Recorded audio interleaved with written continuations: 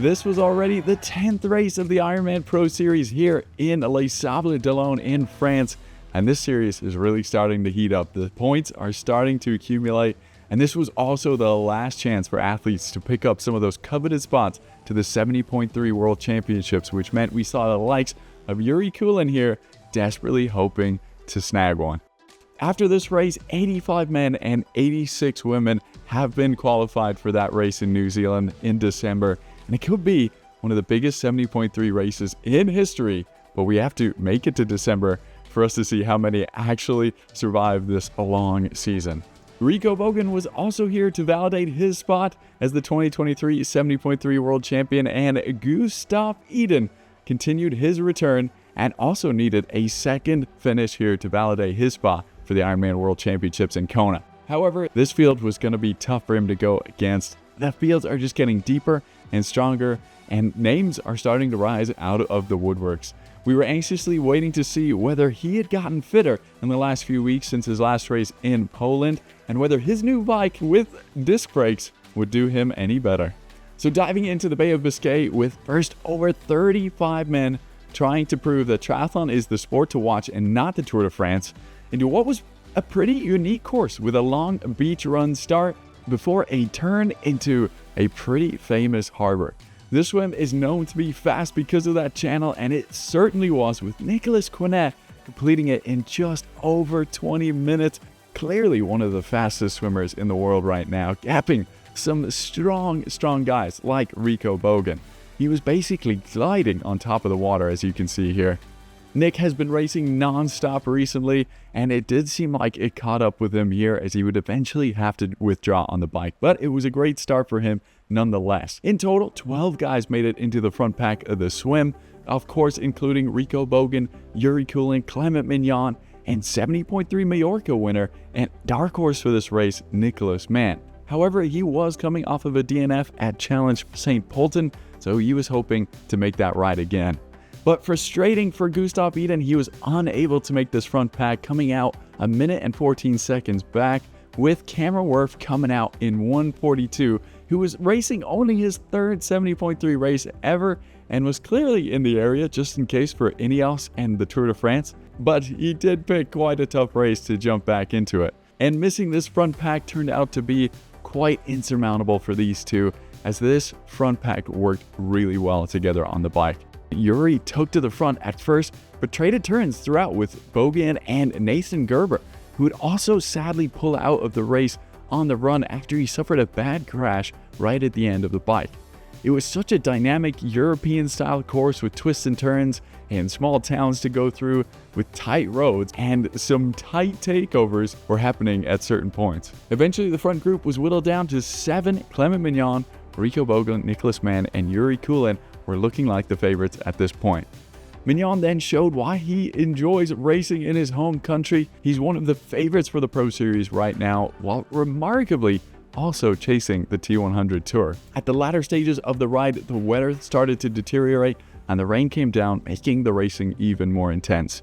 Cameron Worth and Gustav managed to work together at the end of this bike, but they only got themselves up to 8th and 9th, still 2 minutes and 21 seconds down from the front. And right now, the run for both of them is probably their weakest legs, so the hopes of a top 10 weren't looking great.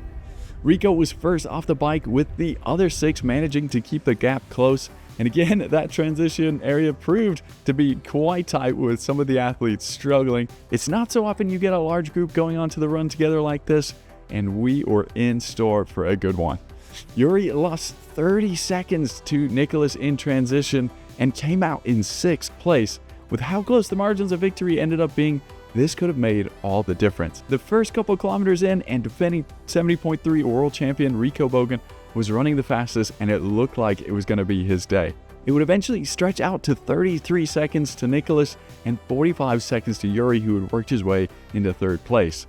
They kept the pace on hot, so much so that halfway onto the run, Cam Worth was really struggling, losing a lot of time. Gustav was faring a little bit better, but fell to 13th place and was 5 minutes back. But back to the front, and Rico started faltering because Nicolas Mann was putting the pressure on and eventually tried to get rid of him after a turnaround with a couple of intense surges trying to get the edge on Rico as he was going for a gel. Quite a sneaky tactic. Rico held on for a bit, but then he was gone and Nico had the gap he needed to take another stellar win. Yuri Kulin behind would maintain a very similar pace to Nico throughout and would end up in second place. That 30-second difference in transition proved to be everything. And then finally in third place was Clement Mignani, overtook Rico right at the end, eventually only running 20 seconds slower than Yuri Nicholas, and usually he doesn't run quite this fast in a half distance race. Usually he's much stronger in the full distance race, so he picked up some valuable Pro Series points here, and he could be the top contender to win the whole thing. He's got a good schedule coming up with Ironman Frankfurt, Zell MC, Kona, and then 70.3 Worlds in Taupo, and that just sets him up to be in the best position to win this whole thing. But back to Nicholas for a second, because after Majorca, he said he worked so hard to try and be much more consistent, and arguably he beat a stronger field here, and he was pretty speechless again in his post-race interview. This guy is looking like a serious favorite for the 70.3 World Champs, which is gonna be one race you don't want to miss. And then Yuri in second said it was the best he could do after a difficult period of time following T100 Singapore, which he went all out for. He took a bit of a mid-season break and went to Ireland with his girlfriend. Clearly he's back and will be racing T100 London coming up soon again as a wild card. And also he picked up a slot for Taupo, so he's got to be happy. And then further back, finishing Paul Schuster is another important result here as he moves into fourth place in the Pro Series standing with the same amount of races as Patrick Lange and Chris Sliverman, showing he's also a top contender. And then Gustav finished 13th overall with a 1:14 half marathon split, which is important to note because he ran a 1:19 back in Warsaw 3 weeks ago. So he is clearly on the mend and on the rise, and we know anything's possible for this guy come the time of Kona. Now moving on to the women, they started 4 minutes back and they had equally as strong a lineup, and it was honestly anyone's guess as to who would come out on top of this one. But perhaps it was going to be 21-year-old Laura Madsen, who was coming off a shock win in Valencia and also a second place at the Challenge Champs. Or was it to be Carolyn Pohl, ranked 33 in the world, perhaps defending champion Charlene Clavel, or maybe even Marjolaine Pierre, who hadn't raced since her victory at Ironman Portugal back in October, dealing with some health issues. She'd been out training though recently with Lucy Charles Barkley in Nice, so maybe that was a sign she was ready for something special. The swim was led out by Brazilian Pamela Oliveira with a rapid 1:10 pace, clearly enjoying some of that speed of the channel. She was also joined by 4 other women, including Carolyn Pohl, Kate Curran, and Pro Series chaser Julie Amilo. Followed just 30 seconds back from them was Marjolaine Pierre, and Laura Madsen found herself a minute back, while Maya Stage Nielsen, another Pro Series chaser alongside Nikki Bartlett, were about 1 minute 30 back coming out of transition. First, it was a front group of 6 on the bike led by Carolyn Pohl and Kate Curran pushing the pace, and Marjolaine Pierre actually lost 5 places starting the bike, which would have been her strong suit for this race. But then about halfway through, they were joined by Marjolaine Pierre, who made quite a resurgence, and they were also joined by Laura Madsen and Nikki Bartlett, who had closed that gap, making it a very large front pack of 12, which would eventually be whittled down to 9 because of the hard work at the front by Marjolaine Pierre, Laura Madsen, and Maya Stage Nielsen, who were really pushing the pace.